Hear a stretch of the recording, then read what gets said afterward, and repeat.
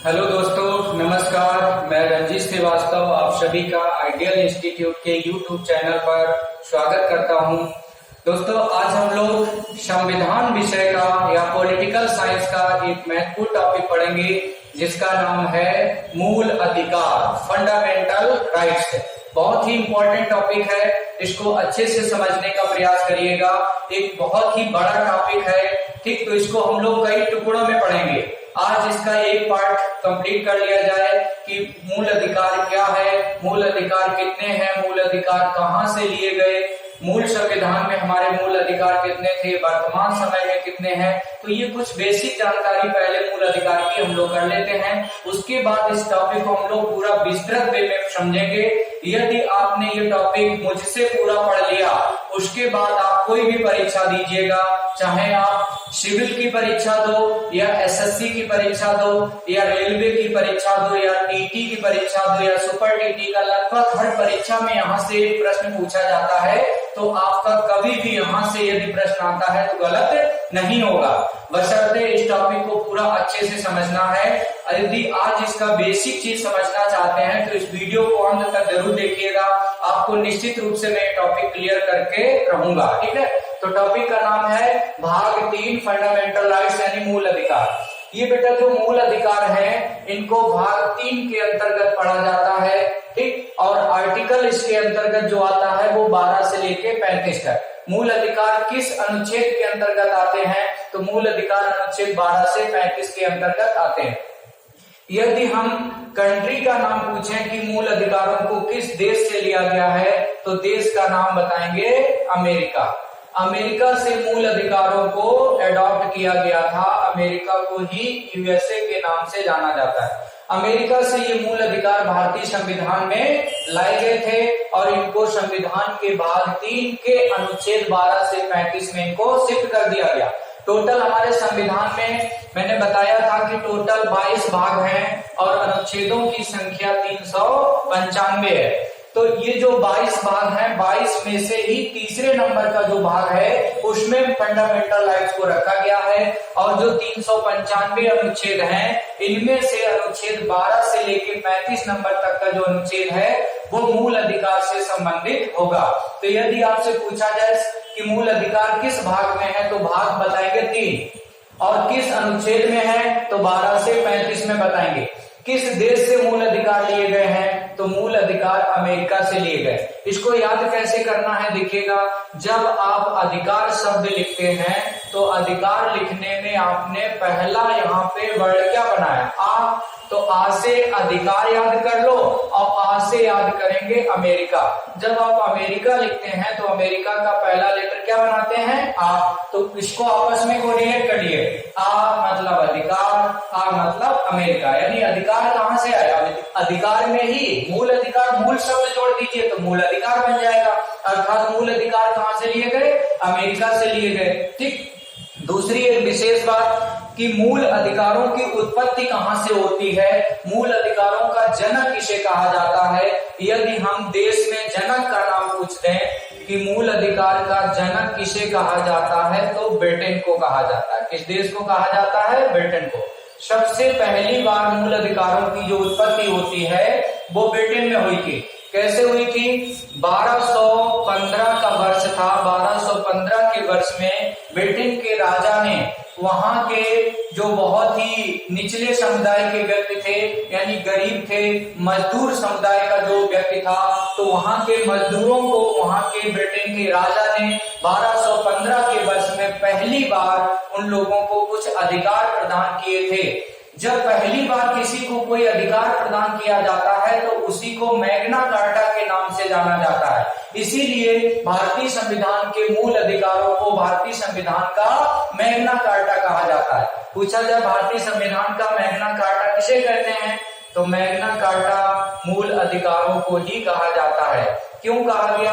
तो ये कहानी मैंने ब्रिटेन के राजा की जो बताई है, कहीं कहीं मैग्ना कार्टा शब्द वहीं से लिया गया है, ठीक, क्योंकि यहाँ पे हम भारतीयों को यहाँ पे अधिकार प्रदान किए जाते हैं, इस वजह से ये मूल अधिकार आपका मैग्ना कार्टा कहलाता है। तो इनको मैग्ना कार्टा के नाम से भी जाना जाता है। मूल अधिकारों का जनक कौन है? तो मूल अधिकारों का जनक ब्रिटेन को माना जाता है।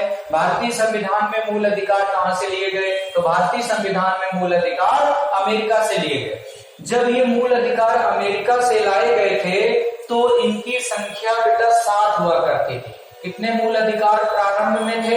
तो प्रारंभ में मूल अधिकारों की संख्या 7 हुआ करती थी। लेकिन यदि हम वर्तमान की बात करें कि वर्तमान समय में मूल अधिकार हम भारतीयों के पास कितने हैं, तो वर्तमान समय में मूल अधिकारों की संख्या 6 है। एक मूल अधिकार को मूल अधिकार की श्रेणी से हटा दिया जाता है। वो मूल अधिकार कौन सा है जिसे मूल अधिकार की श्रेणी से हटाया गया? तो वो आपका 6वें नंबर का एक मूल अधिकार था जिसे राइट टू प्रॉपर्टी यानी संपत्ति के मूल अधिकार के नाम से जाना जाता था।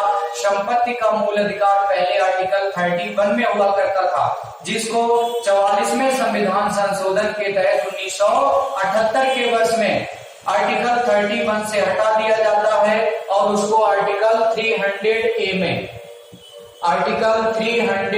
में इसे एक लीगल राइट का दर्जा प्रदान कर दिया जाता है, अर्थात कानूनी अधिकार बना दिया जाता है। ठीक, तो पहले जो आपका संपत्ति का अधिकार था वो मूल अधिकार हुआ करता था, लेकिन 1978 से इसे कानूनी अधिकार का दर्जा दे दिया जाता है और इसके बाद इसे 10 जुलाई 2008 के दिन सर्वोच्च न्यायालय के आदेशानुसार इसे कॉन्स्टिट्यूशनल का राइट का दर्जा दे दिया जाता है।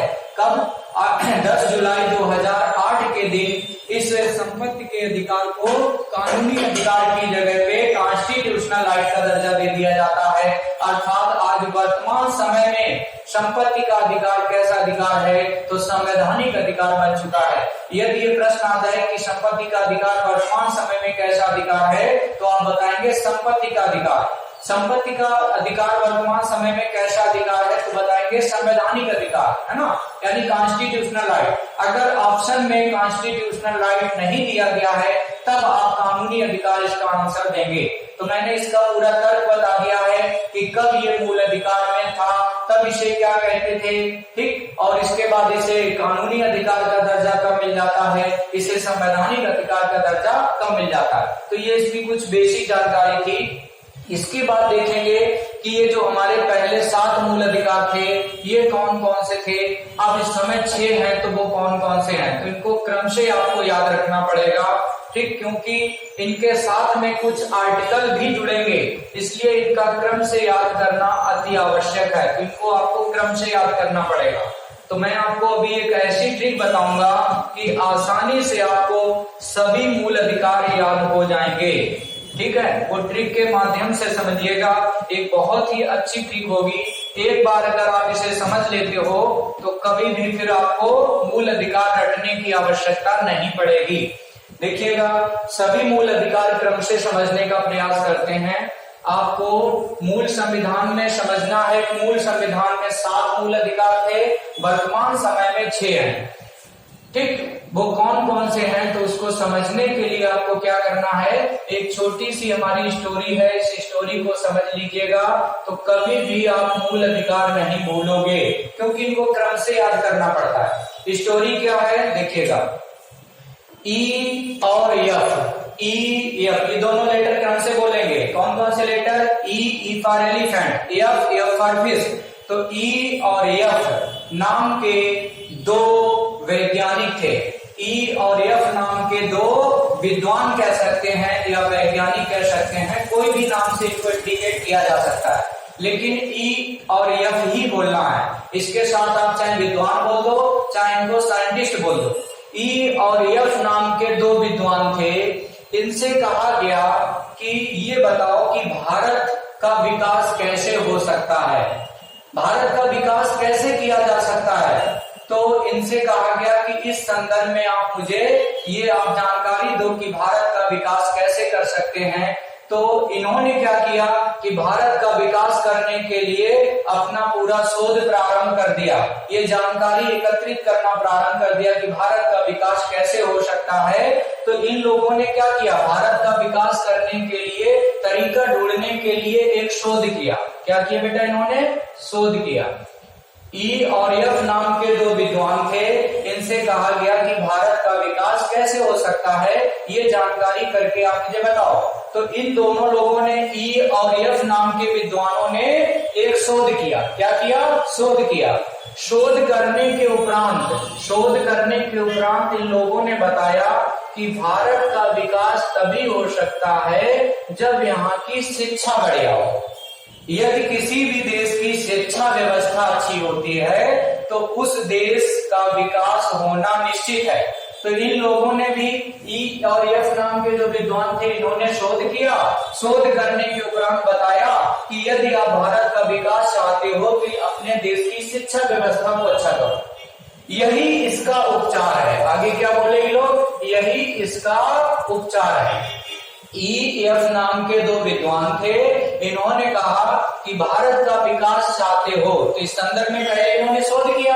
ई एफ नाम के दो विद्वानों ने शोध करने के उपरांत बताया कि भारत का विकास कैसे हो सकता है। तो इन्होंने कहा कि यदि आपके देश की शिक्षा व्यवस्था अच्छी हो जाए तो आपके देश का विकास निश्चित है, यही इसका उपचार है। यही इसका क्या है, उपचार है।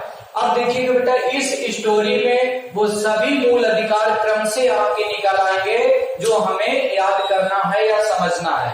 तो यहाँ पे ई मतलब हो जाएगा पहला मूल अधिकार, और ई मतलब हो जाएगा बेटा राइट टू इक्वालिटी। ई मतलब क्या हो जाएगा, राइट टू इक्वालिटी। यहाँ पे जो इक्वालिटी शब्द लिया है वो ई से कोरिलेट किया गया है। ई मतलब इक्वालिटी, हिंदी में इसे क्या कहते हैं, समानता का अधिकार। हिंदी में इसे क्या बोला जाएगा, समानता का अधिकार। हिंदी में कहेंगे इसे समानता का अधिकार, या इसी को समता का अधिकार कहा जाता है। राइट टू इक्वालिटी को समता या समानता के अधिकार के नाम से जाना जाता है। और जो पहला मूल अधिकार है आपका, इस पहले मूल अधिकार के अंतर्गत जो आर्टिकल आएंगे वो होंगे 14 to 18, यानी 14 से लेके 18 नंबर तक के जो आर्टिकल हैं वो पहले मूल अधिकार के अंतर्गत आते हैं। और पहला मूल अधिकार आपको क्या याद रखना है, तो पहले मूल अधिकार का नाम है राइट टू इक्वालिटी, अर्थात समानता का अधिकार। उम्मीद करते हैं आपको ये बात समझ में आ गई होगी। तो यहाँ ई मतलब क्या याद रखना है, इक्वालिटी। पूरा नाम क्या बोलेंगे, राइट टू इक्वालिटी। यही हमारा पहला मूल अधिकार हो गया। इसमें आर्टिकल कौन कौन से बोलने हैं, तो 14 से लेकर 18 नंबर तक के आर्टिकल पहले मूल अधिकार के अंतर्गत आते हैं। इसके बाद देखेंगे यहाँ पे जो दूसरा मैंने वर्ड लिखा है वो है एफ, और इस एफ का मतलब हो जाएगा, दूसरे नंबर पे आ रहा है तो दूसरा मूल अधिकार हो जाएगा। और एफ मतलब होगा राइट टू फ्रीडम। दूसरे मतलब क्या हो जाएगा बेटा, right to freedom. Right to freedom, इसको याद रखना है, राइट टू फ्रीडम। हिंदी में क्या बोलेंगे, स्वतंत्रता का अधिकार। स्वतंत्रता का अधिकार, दूसरा नंबर का जो अधिकार है उसका नाम है स्वतंत्रता का अधिकार। इसमें आर्टिकल कौन कौन से आ जाएंगे, अब यहाँ पे देखो 14 to 18 हम लोग पढ़ चुके हैं, तो यहाँ स्टार्ट होगा आर्टिकल 19 से लेके 22 तक, यानी राइट टू फ्रीडम के अंतर्गत कौन कौन से आर्टिकल आते हैं, तो बोलेंगे 19 से लेके 22 नंबर तक के आर्टिकल राइट टू फ्रीडम के अंतर्गत आते हैं। ठीक है, इसके बाद देखिएगा तीसरे नंबर पे मैंने लिखा शोध। इस शोध में दो आपके वर्ण हैं, एक सा है और एक धा है। तो यहाँ पहले शो लेंगे, शो ये तीसरे नंबर पे बनेगा, और इस शो को हिंदी से पढ़ना है, आपको हिंदी से याद रखना है, शोषण के विरुद्ध रक्षा का अधिकार। तीसरे नंबर पे हो जाएगा शोषण के विरुद्ध रक्षा का अधिकार, यानी राइट टू एक्सप्लॉयटेशन। इसको क्या बोलेंगे, तीसरे नंबर पे हो जाएगा, इसको हिंदी से आपको कोरिलेट करना है, राइट टू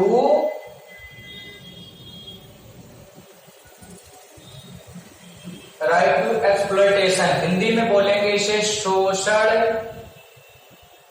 के विरुद्ध शोषण के विरुद्ध रक्षा का अधिकार, शोषण के विरुद्ध रक्षा का अधिकार, शोषण के विरुद्ध रक्षा का अधिकार, ये आपका तीसरा मूल अधिकार है, शोषण के विरुद्ध रक्षा का अधिकार। इंग्लिश में क्या कहते हैं? Right to exploitation. तो राइट टू एक्सप्लॉयटेशन, लेकिन इस स्टोरी से कोरिलेट करना है तो शोषण शब्द बोलेंगे। शो का मतलब क्या हो गया? शोषण के विरुद्ध रक्षा का अधिकार। इंग्लिश में भी इसको याद कर लो, राइट टू एक्सप्लॉयटेशन के नाम से जाना जाता है। और इसके अंतर्गत जो आर्टिकल होगा वो 23 और 24, दो आर्टिकल इस तीसरे मूल अधिकार में जाएंगे, 23 और 24 नंबर का। ठीक है, इसके बाद चौथा मूल अधिकार समझेंगे। यहाँ पे एक वर्ड आया है धा, और धा का मतलब है धार्मिक स्वतंत्रता का अधिकार। धा का मतलब क्या होगा? धार्मिक स्वतंत्रता का अधिकार। तो चौथे नंबर जो आएगा उसका नाम होगा धार्मिक स्वतंत्रता का अधिकार। इंग्लिश में क्या बोलेंगे इसे? तो इंग्लिश में कहते हैं right to freedom, right to freedom of religion, right to freedom of religion, यानी धार्मिक स्वतंत्रता का अधिकार। Right to freedom of religion, Hindi में क्या बोलेंगे इसे? धार्मिक स्वतंत्रता का अधिकार, धार्मिक स्वतंत्रता का अधिकार, धार्मिक स्वतंत्रता का अधिकार। ये आपका चौथे नंबर का मूल अधिकार है। और इसके अंतर्गत आर्टिकल बिठाएंगे 25 से लेकर के 28 तक। 25 से 28 नंबर तक के आर्टिकल जो होंगे वो आपके धार्मिक स्वतंत्रता के अधिकार के अंतर्गत आते हैं। इसके बाद 5वें नंबर का मूल अधिकार देखेंगे तो 5वें नंबर पे एक शब्द पूरा लिखा है शिक्षा। इस शिक्षा से पूरा 5वें नंबर का मूल अधिकार निकलेगा, शिक्षा और संस्कृति का अधिकार। 5वें नंबर पे जो अधिकार होगा इसका मतलब होगा शिक्षा और संस्कृति का अधिकार, क्योंकि शिक्षा शब्द 5वें नंबर पे आ रहा है तो इसलिए 5वां मूल अधिकार कौन सा बनेगा? शिक्षा और संस्कृति का अधिकार। इंग्लिश में बेटा इसे क्या कहेंगे? इन सबको इंग्लिश में भी याद करना जरूरी है। तो right to educational and cultural, right to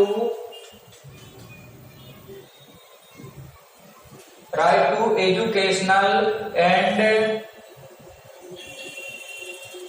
cultural, right to educational and cultural. ठीक, शिक्षा और संस्कृति का अधिकार, इसे हिंदी में क्या बोलेंगे? शिक्षा और संस्कृति का अधिकार, शिक्षा और संस्कृति का अधिकार, शिक्षा और संस्कृति का अधिकार। इसके अंतर्गत आर्टिकल आपका आएगा 29 और 30। 29 और 30 नंबर का जो आर्टिकल होगा वो ठीक right to educational and cultural के अंतर्गत आएगा, अर्थात शिक्षा और संस्कृति के अधिकार के अंतर्गत। इसके बाद 6वें नंबर का मूल अधिकार, यदि हम वर्तमान समय की बात करें तो वर्तमान समय में जो 6वां मूल अधिकार है वो संवैधानिक उपचारों का अधिकार है। तो यही आपका 6वां मूल अधिकार बन जाएगा। 6वां मूल अधिकार कौन सा होगा? Right to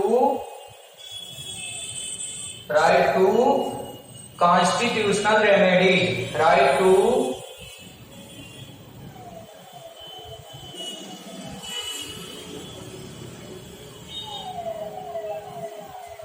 constitutional remedies.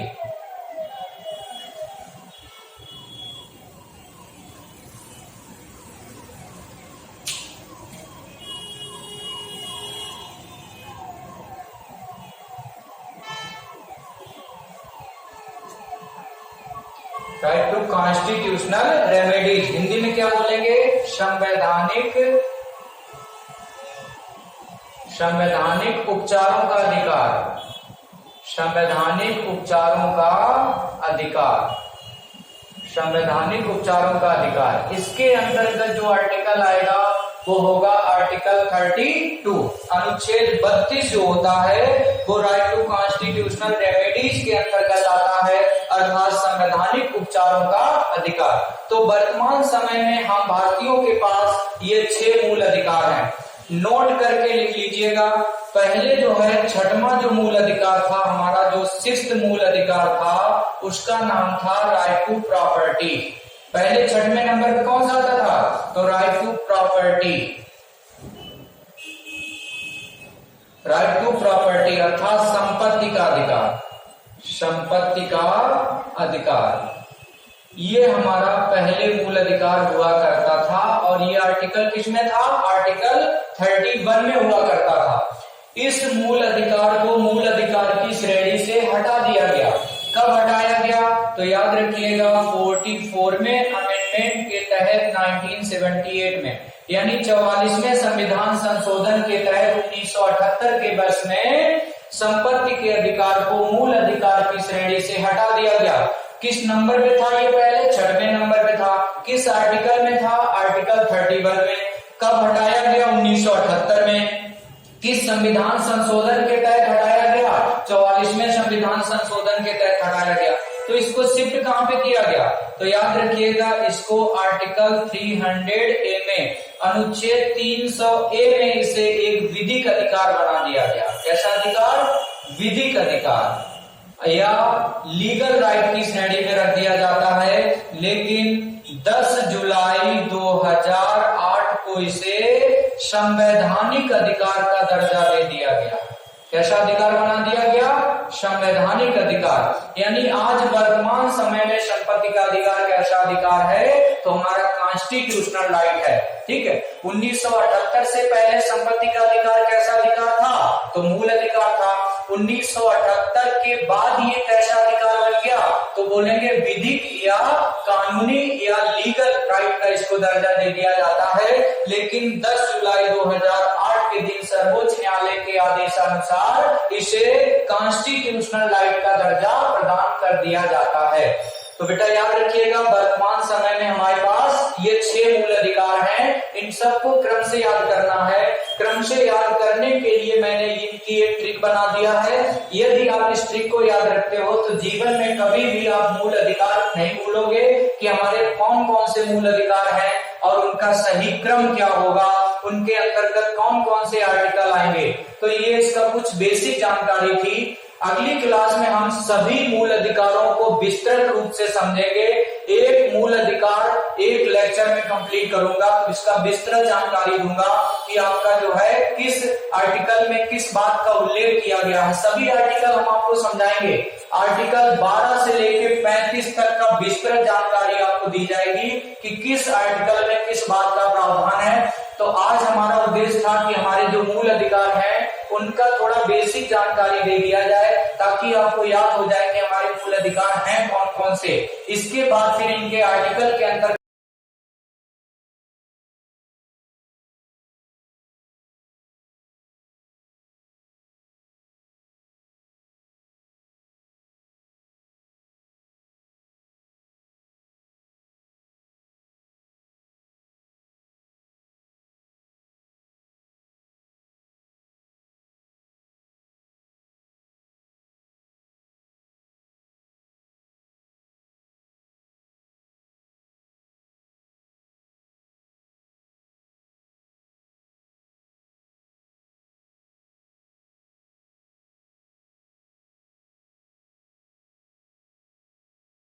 अगली क्लास में हम लोग इनको और अच्छे से समझाने का प्रयास करेंगे। Thank you so much all of you.